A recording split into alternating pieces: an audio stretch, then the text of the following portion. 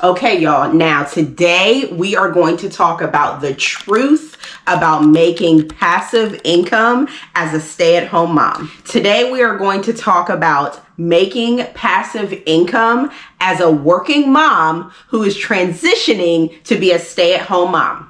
So what the heck is passive income anyways? Because I know you have seen just as much as I have seen all of this talk on the internet about passive income, make money from your phone. It's like, is it just a buzzword or is it something that I can actually do? Because I'm going to be honest with you, these people on the internet that are talking about passive income, they're making it seem like any and everyone can do it. It is the easiest thing in the world. And it's almost like, you remember those infomercials? You set it and forget it. Put it in the rest area over here. Slide it back.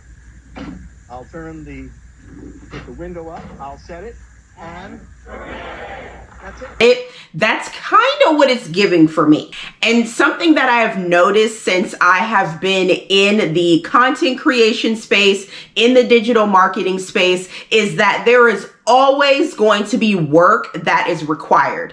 And not only that, but there's always going to be money that is involved. So do not let people fool you into thinking that you can take no money and make as much money as you have ever made in your life. So passive income is something that people do, which requires little to no effort, and they are able to bring in money without really having to do anything. Now, what passive income actually is, it is something that someone has set up, and now they are in a space where they don't have to really do a whole lot of work for the money to come in. Now, there are several different ways that you can go about making passive income. Some are things like digital products, as we've talked about in other videos. So say you take your knowledge and you turn it into an ebook, you put it on a website like Amazon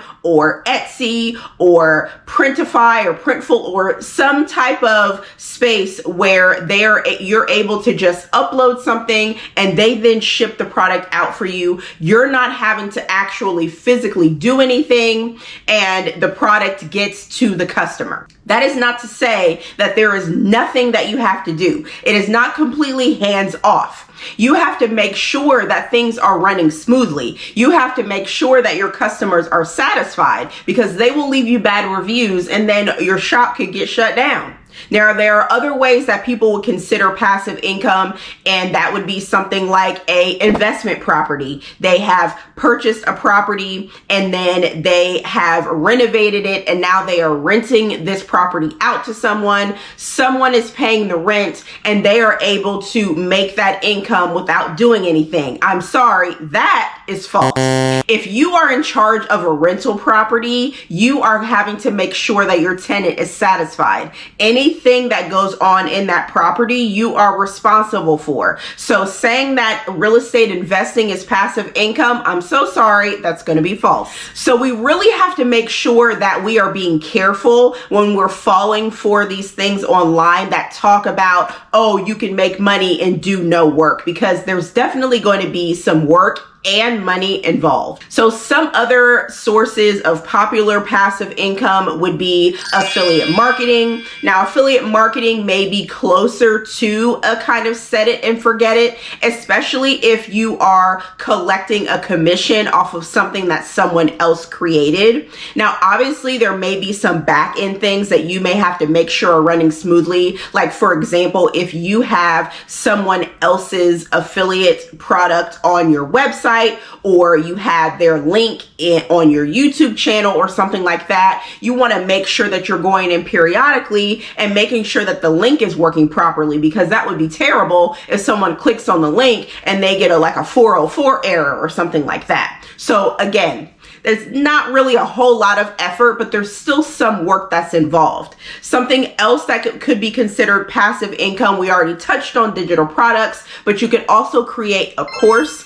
Now, this would look like you creating, say you create a video like this, and you have multiple modules, something that's pre-recorded, you then upload it onto a site, you send out the link, and if people want to learn about that particular subject, they're able to click on that link, purchase the course, and then you're able to bring in that income. Now, I will say things like courses, you have to be careful, because if you are selling a course that is something that is time sensitive, you'll want to make sure that periodically you're going in and updating that information. Now, we've already talked about the possibility that there's going to be some upfront work. Yes, there is going to be a lot of upfront work, because you're going to have to make sure that you're doing research. You're going to make sure that you're going to want to make sure that you are actually getting involved in something that people actually want. You have to have a site. You have to have a way for people to pay. You have to make sure that things are uploaded, that things are,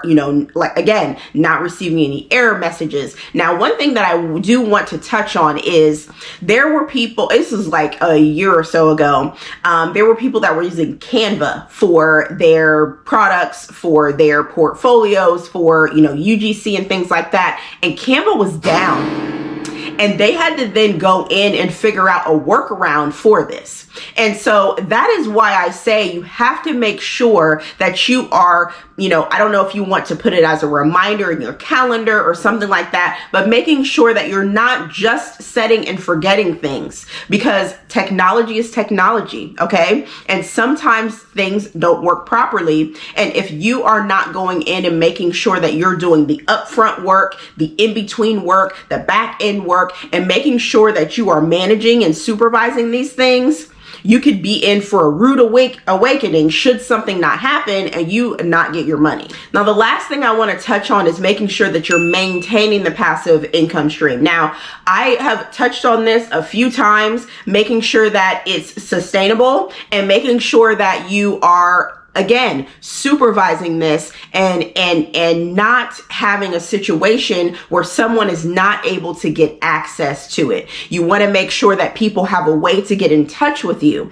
should they have questions, should things not work properly. You never want to be in a situation where someone is saying on the internet that you are selling something that is not working, okay? So I hope that this video helped you with deciding whether or not passive income is for you, or answering questions, debunking myths about passive income. If you do have questions, as always, you can put them down below. Click on any links that you want to click on, like and subscribe, hit the bell notification so that you're notified every time I post a video, and I'll see you guys in the next one.